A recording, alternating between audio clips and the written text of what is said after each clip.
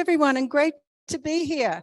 And it's fantastic what Mauritius has achieved, but don't sit back and rest on your laurels, because all you've done is regulate digital assets. Now the metaverse is coming, and I want you all to put your clever legal minds to thinking about that. So just a quick word on the World Metaverse Council. We're a distributed knowledge network. And why do we exist? Because the knowledge of these sorts of innovations are happening all around the world in real time. There is no one expert on metaverse. We've got to find it globally. So we're a network of more than 100 countries and 1,000 members. And our mission is to learn and crowdsource about what's happening in metaverse. What are the issues for regulation, standards, open metaverses? How will it help in health and education? And bring that knowledge back to regulators, to thought leaders, to communities, so you can understand what this new innovation is. So who knows what the metaverse is? No one. Who's ever been there? Probably no one if you don't know what it is. No, there's one hand going out the door. Who's ever played a video game? Okay, there's a few people there. Who thinks metaverse is actually the video games your kids play? No one's game. Oh no, there was a brave person up the back there. Okay, so I've only got 15 minutes. Let me take you through a little bit of a walkthrough about the metaverse. So the first thing is, the metaverse is not a single thing. It's sort of like a concept, a constellation of products. It's always on.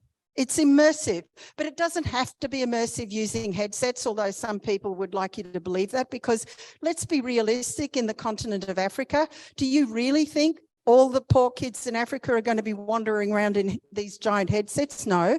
So you're going to be thinking about augmented reality, tablet-enabled, mobile-enabled experiences that are immersive.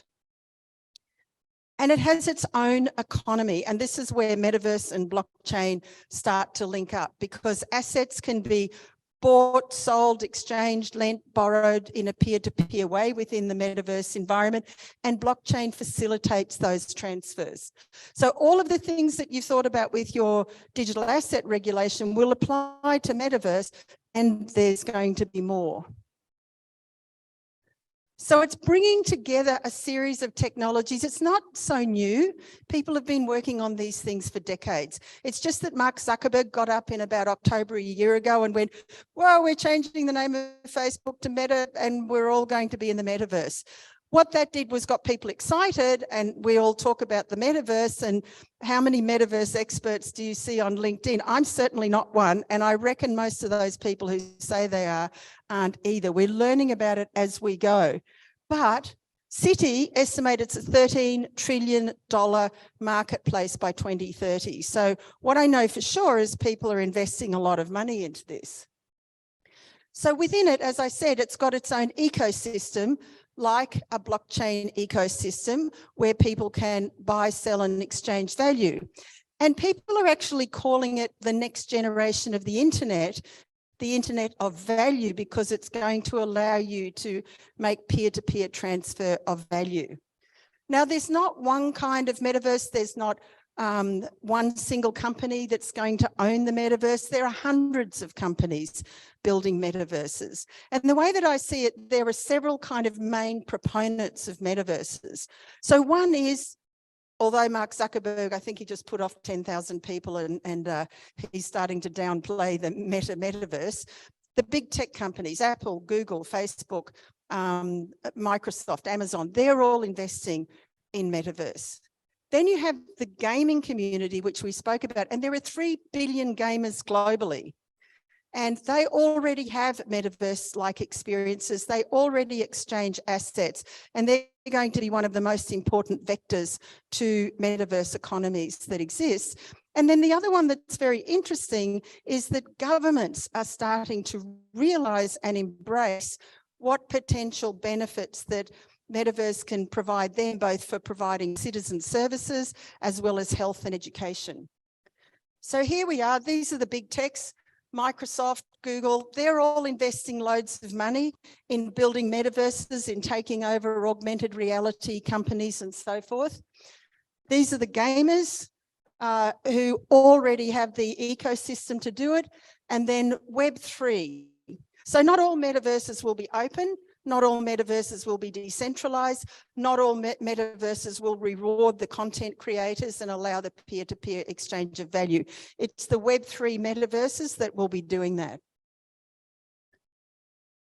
Now, what could you be doing there? Well, just about anything that's in your imagination. Of course, you can be gaming, you can be socializing, you can be shopping. My favorite, actually, ladies amongst you, who hates going shopping and having to get undressed and try on all of these outfits that you look awful in? Well, you're not going to have to in the future. You can send your avatar. A photorealistic avatar of you can go shopping for you, can try on the different clothes, different colors, different swimsuits. Then you can order the one you want and it'll be delivered straight to your home and you never even went to the shop. How cool is that? I like that a lot. Accessing services, and I'm going to talk to you a little bit about health and education. So retail, all the big brands are going into the metaverse. They're all trying it out. Avatar fashion, by the way, dress your avatar in Gucci, Pucci, YSL, absolutely. You have to have the best dressed avatar in town, and the kids are spending a lot of money on this. Entertainment, just imagine you want to be on stage with your, with your favorite entertainer standing there singing along. You're going to be able to do that. ABBA actually had, well, it wasn't ABBA, it was an ABBA Metaverse concert in London about 6 months ago that was sold out every evening. You're going to be able to go traveling and immerse yourself in history. So think about education for children. Think about how boring school is and was. Why do kids have to be locked in classrooms for 8 hours a day and bored to death and remember a lot of things? The world has changed. What the tools that children need to learn and know are going to be different, and they can have much more fun, much more immersive experiences in education. Real estate is already a thing. Anyone got any? No one's been in the metaverse, so you haven't got any metaverse real estate. But I can tell you a lot of people have bought real estate, quite expensive real estate, in Decentraland and Sandbox. So you can go into the metaverse and you can own real estate. Maybe you can buy a house next to Snoop Dogg. It'll actually set you back quite a lot of money, but you can. I mentioned government in the metaverse. So the City of Seoul has announced that it's going to put all of its citizen services into a metaverse environment, which means you don't have to get in your car, drive down to the city council to register your business or to pay your dog fine or whatever it is. You're going to be able to do this without leaving your home. And you're going to be able to deal with city officials who will be avatars, who will be dealing with you with your problem. Now, health and wellness is one of the things that I'm most interested in, and we're already seeing a whole host of ways that metaverse is already being used in healthcare. So the first one is collaborative working for scientific discovery. So if you're going to invent some kind of new operation, some kind of new procedure, some kind of new medication, you need scientific collaboration from people all around the world. And what can happen now, before you had to get on a plane, fly all the way to Geneva for a week and sit with a bunch of experts for 5 days. You can go any day into a metaverse collaboration and work with collaborators from all around the world without going anywhere.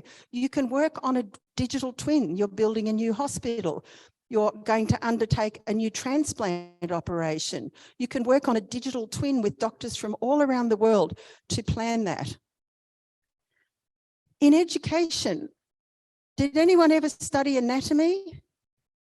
You had to go and kind of get frogs and dead body parts and cut it up to find out where the veins are. You're not going to have to do that now.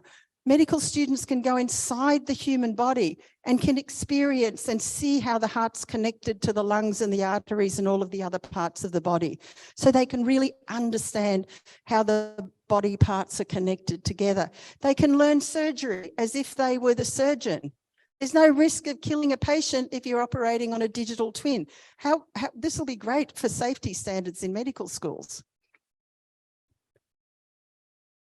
Avatars, look, if you have a car accident, I'm not suggesting you call your avatar, absolutely not.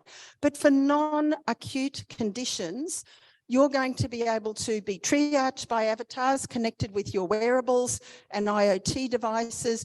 You're going to be able to have consultations to be referred to different sorts of services without actually having to go and see a real person in non-acute conditions. It's already being found that Metaverse for mental health care is providing really good results in terms of people with post-traumatic stress disorder and anxiety disorder and so forth.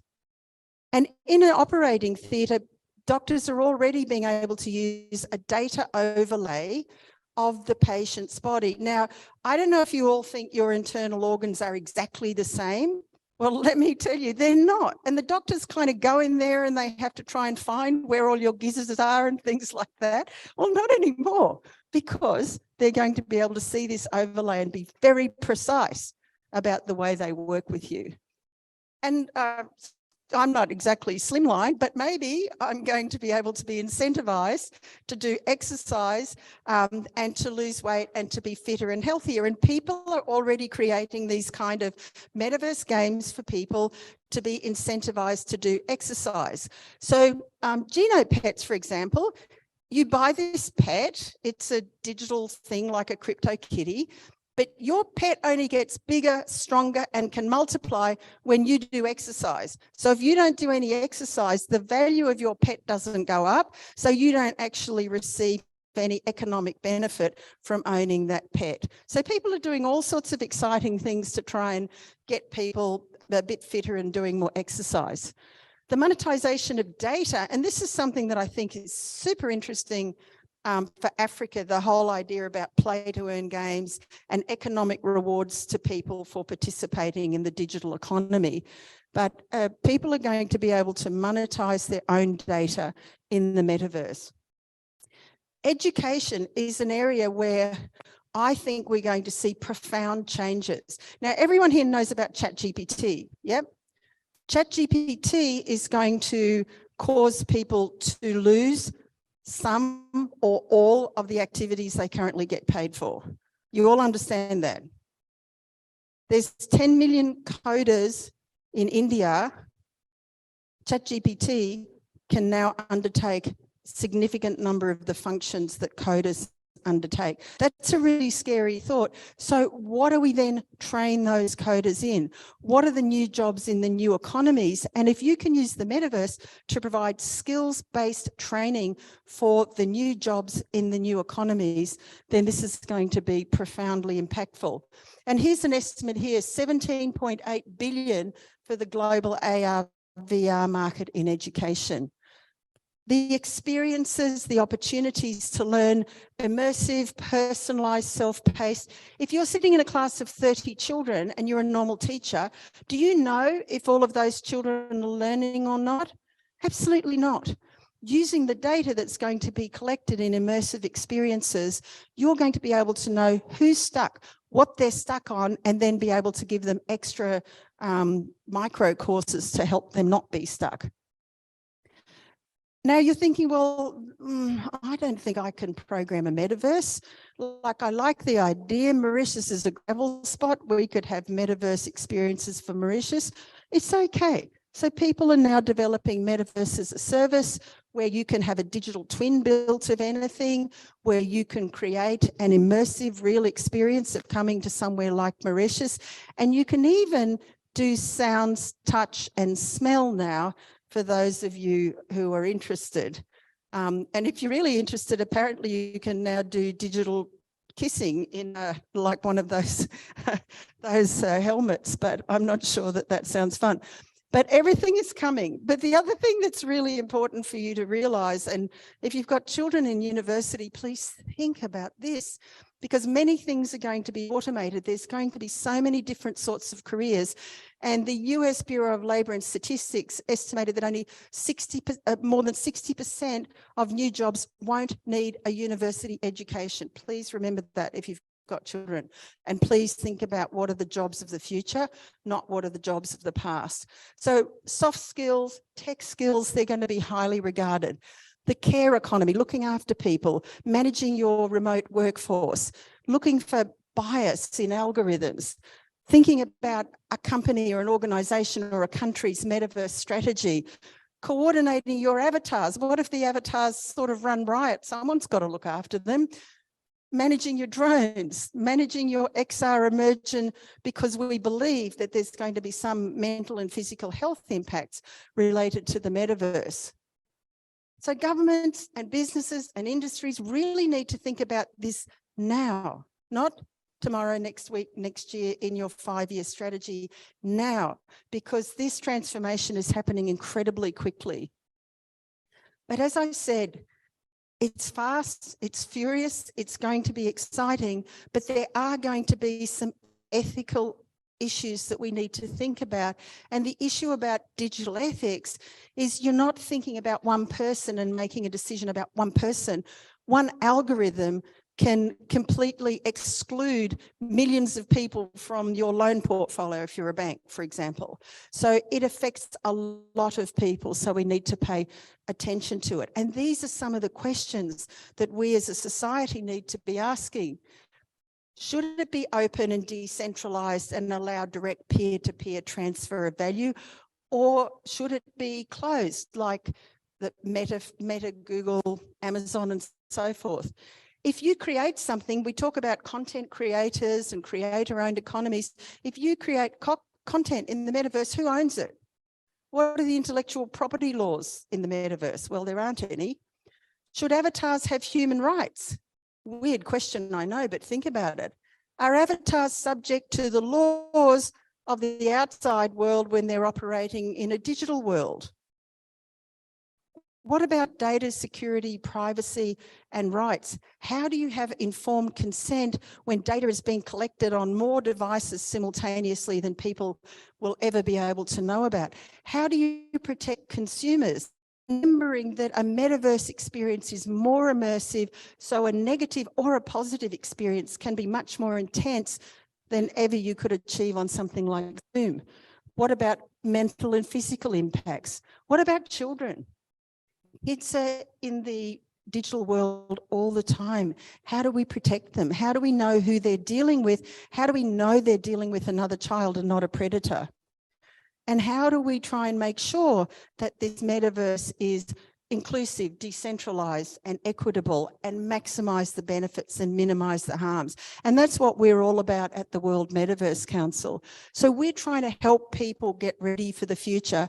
And there's a few organizations. We're one, Metaverse Standards Organization, Metaverse Association, Metaverse Safety Week, who are all trying to work on these issues together. So you're not alone.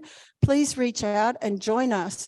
But the critical thing about the future here is that in the first industrial revolution, you needed a factory to participate. Now everyone can participate in this revolution just with a mobile phone, and that's incredibly powerful for you, and it's incredibly powerful for Africa. So don't think this is far away. This is close, and we're working with people all around the world who are building incredible things that are going to impact on people and humanity. So that's just a snapshot. It's real. Be part of it. Don't rest on your laurels with your virtual asset regulation. Let's get on to this, into the metaverse. Thank you very much.